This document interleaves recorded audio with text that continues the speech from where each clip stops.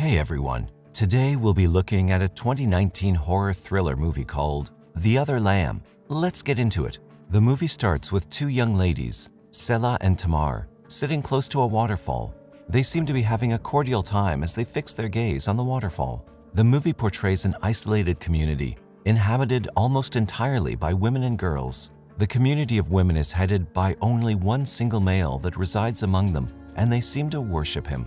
They refer to him as the shepherd. The shepherd, in turn, calls the women his wives and the children his daughters. In the next scene, we see the shepherd and his wives having dinner. When he's done eating, he thanks his wives and his daughters. As the shepherd makes his way to his bedroom, he selects one of his wives that would go with them for the night. The next morning, the shepherd, his wives and daughters gather in the courtyard. As the shepherd addresses them, Selah fixes her gaze on him. She seems to like him a lot. The shepherd ends his sermon and tells them to pray. As they pray to him, he dips his hands into the blood of a sacrificed lamb and rubs it on the faces of his wives and his daughters. Moments later, Selah and Tamar are standing together as they sight the shepherd from afar. Selah wants to be alone with the shepherd, so she sends Tamar on an errand. As Selah and the shepherd take a walk, he teases her and tells her that she's just as beautiful as her mother. Selah softly tells the shepherd to tell her the story of the first time he saw her mother, and this creates a romantic moment between them for a while. The shepherd breaks the silence and tells her to get her hair braided as he leaves the scene. In the following scene, we see one of the wives, named Eloise, narrating her experience with the shepherd. She tells Selah and another sister about the blissful and perfect experience she had with the shepherd. Selah doesn't seem to be happy with this. She responds to Eloise harshly because Eloise is the same age as them. The other sister scolds Selah for talking to a wife in that manner, as the shepherd has made it clear that daughters are meant to respect their wives. Selah is reported to another wife, and this earns her an errand. Shortly after that, we see Selah on her way to a hut. On the road, the body of a dead bird with maggots feeding on it draws her attention. In the wooden hut, we see two unkempt and unhealthy women. These were the cursed wives. Selah refers to them as impure as she engages in a mean chat with one of them. Then she gives them food and leaves. That night, Selah watches over her younger sisters while they sleep. She looks through the window and sees one of the wives entering the shepherd's room. Due to the illumination in the shepherd's room, Selah sees them as they start to engage in an adult act. In the next scene, wives are rubbing the shepherd's body in a way that depicts their carrying out a form of cleansing. One of the wives tells them that the lamb would soon arrive. In another room, two wives are also cleaning Selah's body as she prepares to meet with the shepherd. The wives tell her words to prepare her. We then see Selah lying alone in the fields. She falls asleep for a while before being woken up by the sound of a lamb. She stands up and sees a bleeding lamb on the verge of death. Instantly, she checks herself and discovers that she's bleeding from her private parts. Later that night, Selah sees that she's still bleeding, which makes her unable to sleep. Tamar asked her what happened to the lambs. Selah explains to her that she slept while she was in the field, and a wild dog killed one of the lambs. She further adds that the wives took her to the church to report to the shepherd. However, he forgave her. In another scene, we see Selah wide awake in bed while her sisters sleep. She hears the siren of a police car, so she peeps through the window and sees the shepherd talking to a policeman. The policeman tells the shepherd that the community has to vacate the premises they reside in, and they had just a few days to do that. The next morning, the shepherd gathers his wives and his daughters and informs them of the grievous news. He tells them that they must leave and assure them they'll find a new home.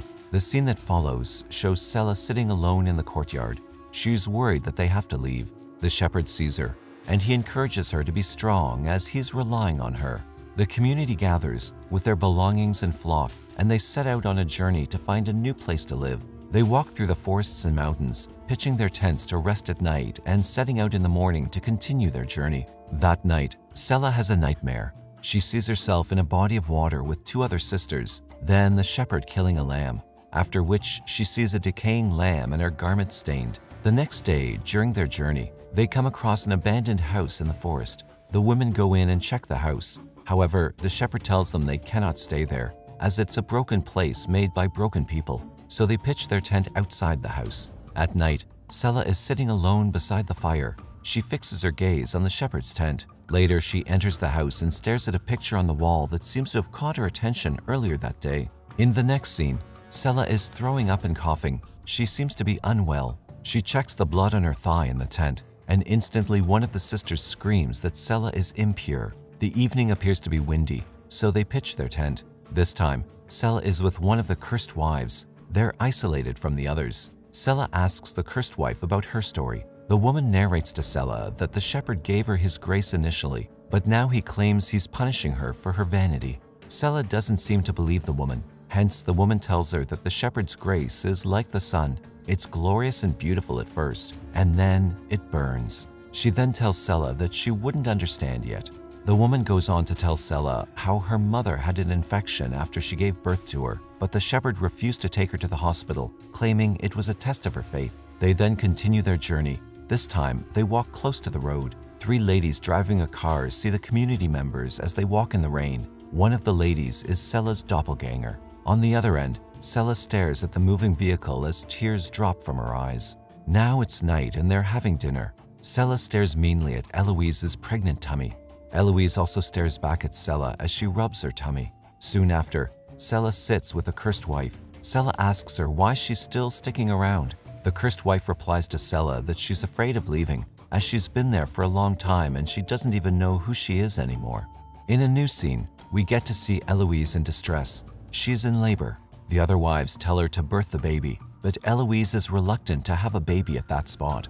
Eventually, Eloise births the baby. However, she dies. During her cremation, the cursed wife blames the shepherd for Eloise's death and calls him by his real name, Michael. Moments later, Sela noticed the cursed wife had stopped journeying with them, so she goes back and asks her why she stopped. The cursed wife informs her that the shepherd intends to abandon Eloise's baby in the forest because it's a boy, and there can only be one male in the community, which is himself. With this, the cursed wife decides to take care of the baby. She bids Sela farewell and goes her separate way. In the subsequent scene, we see that all the women are tired of walking. They are exhausted. They sit on the floor like they've lost hope. Tamar then tells them she sees something on the other side. Tamar's statement seems to annoy the shepherd. He yells at her to lead them while continuously hitting her. Sela is not happy with the shepherd for this brutal act. Moments later, they finally arrive at a valley with a body of moving water. Their hopeless faces brighten. The shepherd calls the place Eden, and they settle there. Not long after, the shepherd baptizes each one of them. When it was Sela's turn, he decides to keep her head underwater for an extended period. This causes her to almost drown. The scene that follows shows the sisters sleeping in their tent. Sela and Tamar are still awake. The shepherd comes to their tent and calls Sela to come to his tent. Tamar advises her not to go, but Sela turns deaf ears to Tamar's advice and she goes to the shepherd's tent. In the shepherd's tent, Sela lays on his bed. The shepherd caresses Sela's body, telling her she's beautiful. He goes ahead to force his fingers into Sela's mouth and forces himself on her. This annoys Sela. She sees a vision of her sisters killing the shepherd. The following morning, the sisters discover that the wives are all gone. They search the woods and then go to the shore, where they see the shepherd kneeling with the garments of the wives, but the wives are nowhere to be found. The shepherd tells them he had to take that path for the daughters to become wives. He beckons on Sela, calling her his wife. Sela responds by telling him he's not their shepherd and she doesn't want his grace. Sela's statement annoys the shepherd and he slaps her. This makes Sela furious and she retaliates by slapping him.